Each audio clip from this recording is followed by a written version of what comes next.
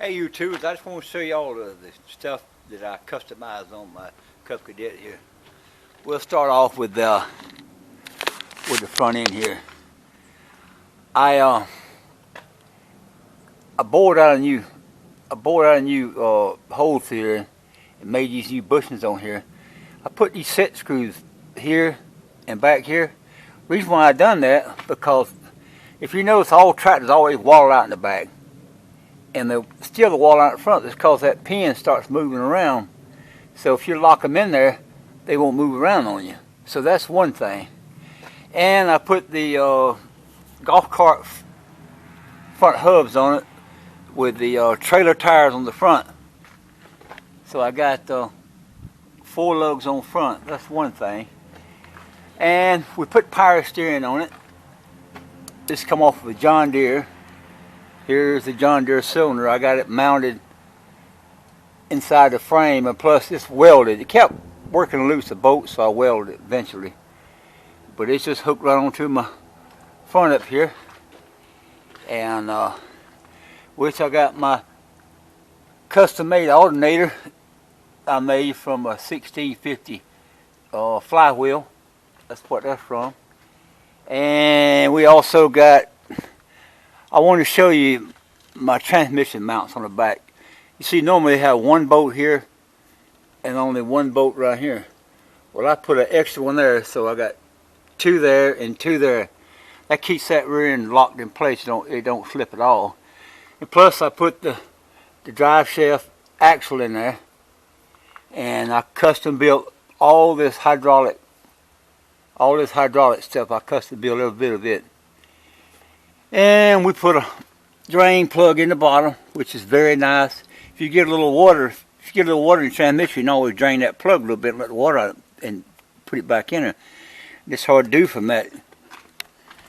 It's hard to do from, you could do it from rear end, but you jack that gasket loose, you crack it loose, take this off, crack it loose, and it probably will leak, you bolt it back up. So that's a good thing, having that drain plug.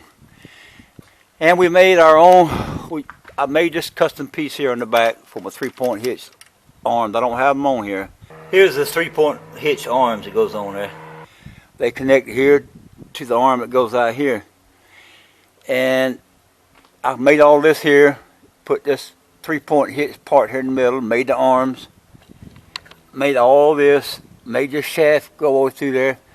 That shaft, it goes right on up here. There it is up there. And you see it kind of like a Z. That's the other part up there. And plus I made a hydrostat pedal, put it on the floor there, got that done.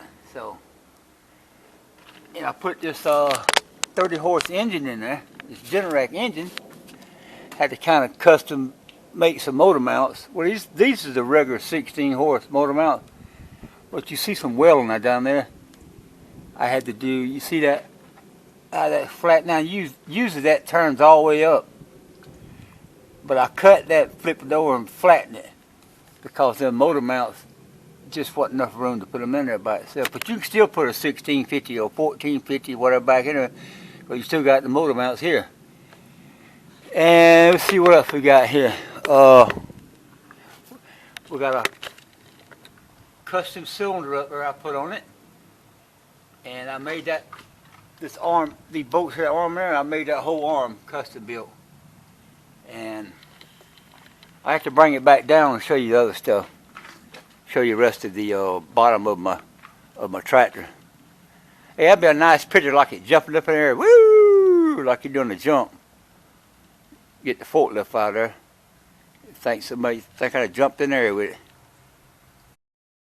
Well, it's a good thing I pressure washed this thing up on the bottom. It was muddy as crap. I went to the Florida Flywheel, which was last weekend, first of the almost the end of the month I went.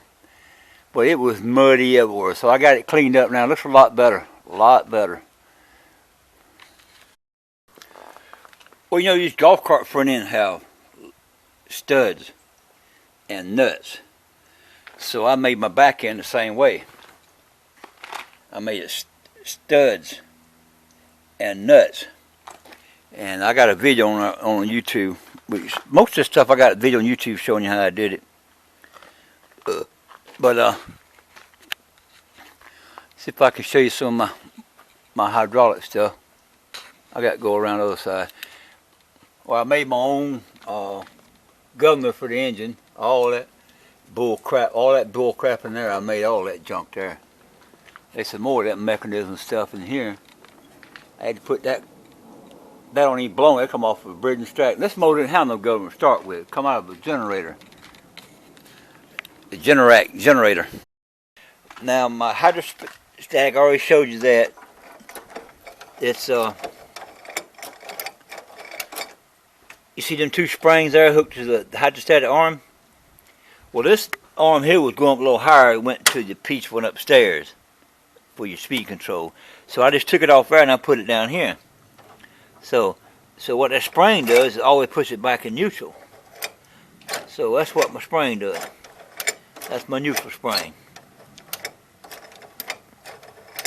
And it works for when you smash the brake, it puts that thing in the center and lock, makes it go in neutral. Well, that's about it that I know of. Oh, wait a minute. Oh, one more thing. Oh, two more things. I got a customized steering wheel spinner on top, the cap.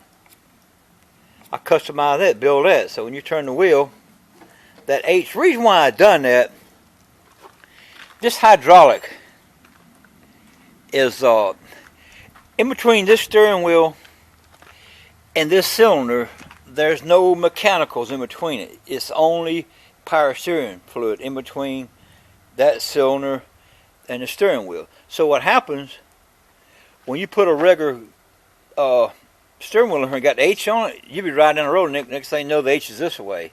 Or it'd be this way, it'd be this way, then it'd be this way, then it'd be that way.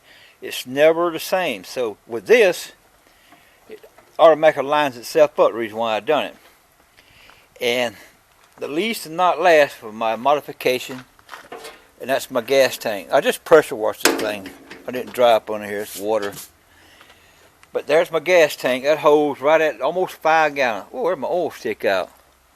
It's in the shop. Yeah, that's where it's at. But I know you wonder how do you get to your air filter up on there? I said, well, I had to take the tank out. Yeah, but I don't have to take the tank out. Just grab the front, lift it up. Here I am. I got a cover goes over. I need to put it back in there. But there's a cover going here. This comes right off. That bends out of the way. That comes off. And that's my custom gas tank.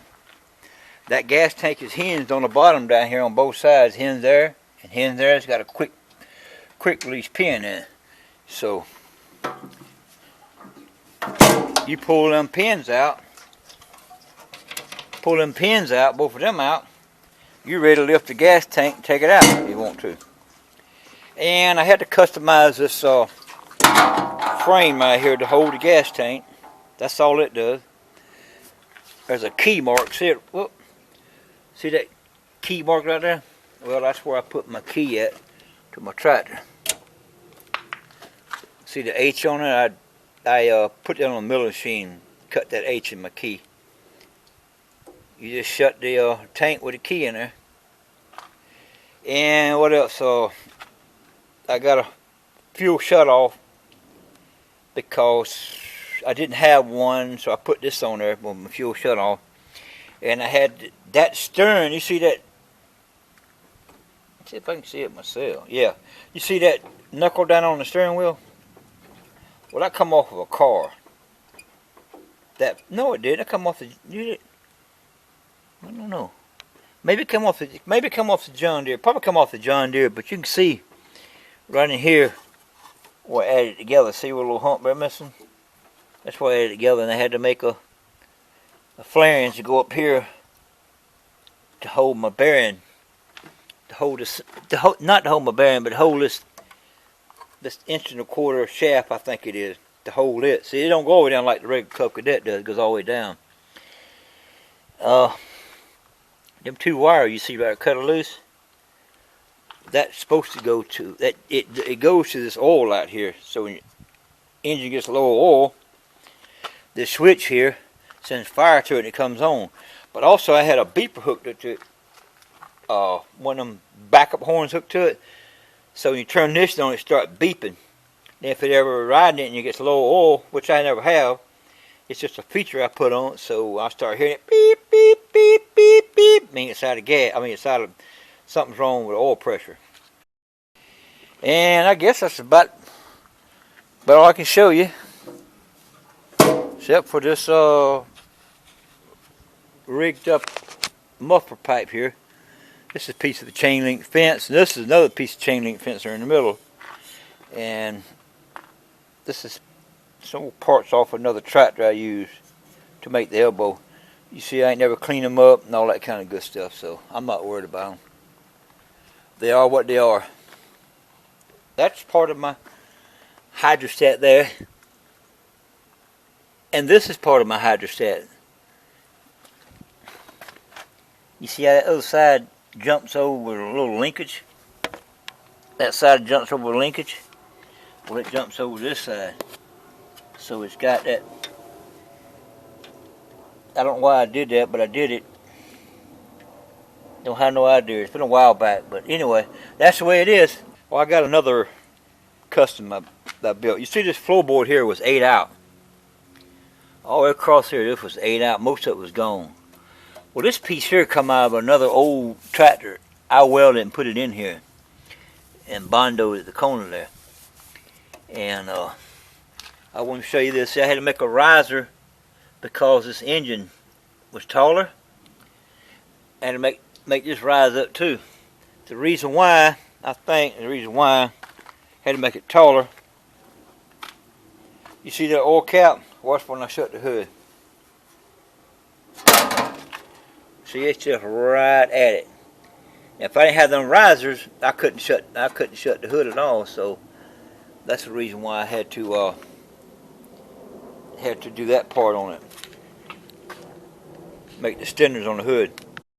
This here is a 30 horse Generac engine, and I had to customize a hub. You can't see it inside. There's a hub inside there. This drive shaft fits to inside there. I had to customize it to make it work. And I think I told you I had to customize the I think stupid name, a governor. Didn't have no governor at all, but it works fairly good. It don't work like it's supposed to, but it works all right. That's it. I guess that's about it. Hey, don't forget to subscribe and comment and let me know what you think about my videos. And I'll see yours and I'll subscribe back to you if I like your videos. Hey, I appreciate it. Thanks for watching. Take care. Bye.